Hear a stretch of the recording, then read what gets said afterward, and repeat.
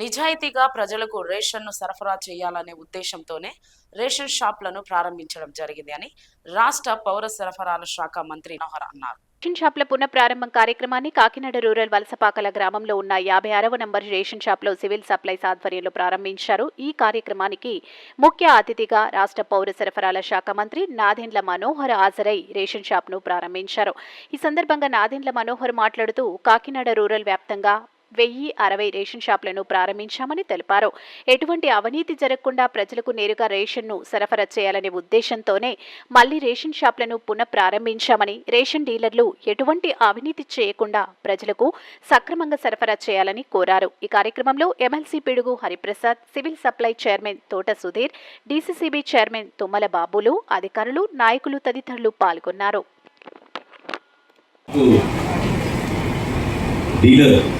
కిషోర్ దంపతులకి మనస్ఫూర్తిగా మరొకసారి నేను ఆశీర్వదిస్తూ, ఇందాక పెద్దలు చెప్పినట్టు మనందరం కూడా ప్రభుత్వం ఏ లక్ష్యంతో అయితే ఈ కార్యక్రమాన్ని ప్రారంభించిందో నిజాయితీగా నిబంధనలతోటి ఎక్కడ కూడా పొరపాటు లేకుండా పారదర్శకంగా చేయాల్సిన కార్యక్రమాన్ని మీరందరూ కూడా పాల్గొని ఒక సేవా భావంతో ముందుకు తీసుకెళ్లాల్సిన అవసరం ఉంది.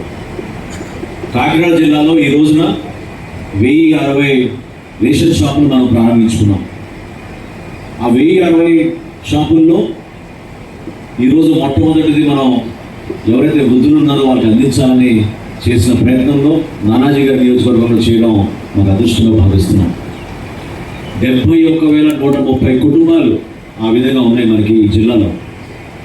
ఉదయం పవన్ కళ్యాణ్ గారి నియోజకవర్గం పిఠాపురంలో రాష్ట్ర వ్యాప్తంగా జరిగే ఈ కార్యక్రమాన్ని ప్రారంభించినప్పుడు 29,760 ఫేర్ ప్రైస్ షాపులు మనం ఒకే సమయానికి ప్రారంభించుకుని మరొకసారి ప్రజలకు అంకిత భావంతో పనిచేయడానికి నాకు ఒక అవకాశం కల్పించిన గౌరవ ముఖ్యమంత్రి గారు చంద్రబాబు నాయుడు గారికి, అదేవిధంగా రాష్ట్ర ఉప ముఖ్యమంత్రి పెద్దలు పవన్ కళ్యాణ్ గారికి మనస్ఫూర్తిగా మా పౌర సరఫరాల శాఖ నుంచి, మా అధికార యంత్రాంగం నుంచి వారికి ధన్యవాదాలు తెలుపుకుంటున్నాం. ఈ విషయం ఎందుకు ప్రస్తావిస్తున్నా అంటే, మేము తీసుకున్న నిర్ణయం సామాన్య నిర్ణయం కాదు. గతంలో ప్రతి సందులోనూ, ప్రతి వార్డులోనూ, ప్రతి గ్రామంలోనూ దశాబ్దాల కాలంగా ఒక వ్యవస్థ ఏర్పడింది. రేషన్ షాపులు అనేది కేంద్ర ప్రభుత్వం, రాష్ట్ర ప్రభుత్వం ఒక అద్భుతమైన కార్యక్రమం చేయాలని నిర్ణయించుకుని ఎక్కడైతే కార్డుదారులు ఉన్నారో ఆ కార్డుదారులకి సరుకులు అందించే విధంగా 1వ తారీఖు నుంచి 15వ తారీఖు వరకు ఉదయం 8 నుంచి 12, మళ్ళీ మధ్యాహ్నం 4 నుంచి 8 వరకు ఆదివారాలతో పండుగతో సంబంధం లేకుండా తలుపు తెచ్చిపెట్టి సేవా కార్యక్రమాలు చేసే విధంగా కేంద్ర రాష్ట్ర ప్రభుత్వాలు కలిసి తీసుకునే నిర్ణయం.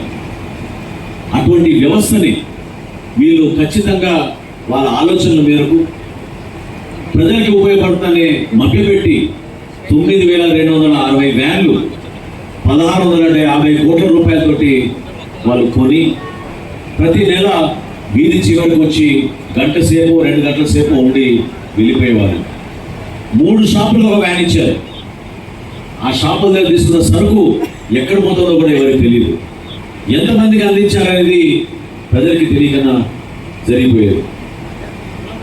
అవినీతి ఏ స్థాయిలో వచ్చినటువంటి ఇతర పెద్దలందరికీ, వేదిక ముందు ఉన్న పెద్దలందరికీ కూడా నమస్కారాలు తెలియజేస్తాను. మనోహర్ గారు ఒక పని తలపెడితే ఆ పని అయ్యేదాకా నిద్రపోయినటువంటి మనిషి వచ్చి నెలతో చెప్పారు. ఈ వ్యాన్లు చాలా బరువుగా కనపడతా ఉన్నాయి నాకు ఈ ప్రభుత్వానికి. ఈ వ్యాన్లు ఏం చేయాలా అన్నది ఆలోచిస్తా ఉన్నాం అని చెప్పారు. అది ఇవాళ క్రియారూపంలో చూపించినందుకు మీకు అందరికీ ధన్యవాదాలు. ఎందుకంటే నేను చూశాను, అనేక సందర్భాల్లో చూశాను. ఎందుకు ప్లానింగ్ ఎందుకు నాకు అర్థం కాదు. మధ్యాహ్నం 1:2 ఆ ప్రాంతాల్లో వీళ్ళు వ్యాన్లతో తీసుకురావడం సార్ 1 గంట 2 గంటలు వీల్చేవాళ్ళు. ఏంటంటే దీనిలో బండి అనుకుంటారు, ఏదో కారణం చెప్తా ఉండేవారు. కానీ అది కూడా ఎప్పుడు నెలకు ఒకసారి వచ్చేవారు.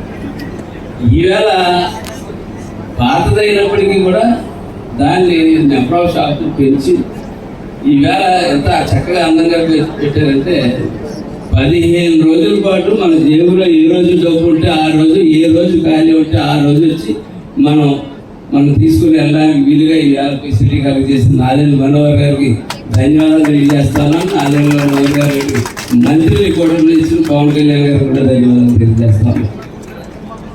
అట్లాగే ఈవేళ బియ్యం తప్ప మనం రెండో చెప్పిన చూసాం, నేను యాప్ అందరూ చూసాను.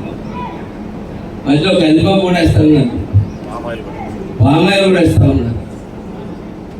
అలాగే ఒక భాగ్యం పిఠాపురానికి దక్కితే, మొట్టమొదటి షాప్ ఓపెన్ చేసే భాగ్యం పిఠాపురానికి దక్కితే మొట్టమొదటి వృద్ధులకి పట్టుకెళ్ళి ఇంటికి పట్టుకెళ్ళి ఇస్తానన్న భాగ్యం మన కాన్స్టిట్యూన్సీకి ఇచ్చేందుకు ధన్యవాదాలు తెలియజేస్తాను. ఇలా క్రియాశీలకంగా ఎలా ఇస్తారు అని చెప్పి ఒక పత్రికా మిత్రుడు అడిగాడు ఇందాక పిఠాపురం, ఎలా ఇస్తామో వేళ చూపించు. స్వయంగా మంత్రిగానే పట్టుకెళ్ళిచ్చారు. స్వయంగా మంత్రిగానే పట్టుకెళ్ళిస్తే రేపు మనందరం ఏం చేస్తాం? మనందరం ఖచ్చితంగా పట్టుకెళ్ళి వాళ్ళందరికీ పట్టుకెళ్ళి 5వ తారీఖు లోపు ఆయన గడువు పెట్టారు. 5వ తారీఖు 3వ తారీఖు లోపే మనం ఖచ్చితంగా పట్టుకెళ్ళి ఇవ్వాలని చెప్పి నేను కోరుకుంటా ఉన్నాను. అట్లాగే ఈవేళ క్రియాశీలకంగా చంద్రబాబు నాయుడు గారు పనిచేసే విధానం, ముఖ్యంగా నేను సీఎం రిలీఫ్ ఫండ్ గురించి చెప్పదలుచుకున్నాను. సీఎం రిలీఫ్ ఫండ్ విషయంలో నేను ఎప్పుడు వెళ్ళలేదు. ప్రతి చోట ముఖ్యమంత్రి వెనకాల ఎమ్మెల్యేలు సార్ కారు దాకా కూడా పన్నెండు సంతకాలు పెట్టించుకుని 50,000 40,000 లక్షకి సంతకాలు పెట్టించి వెళ్ళిన రోజులు ఎన్నో చూశాను నేను.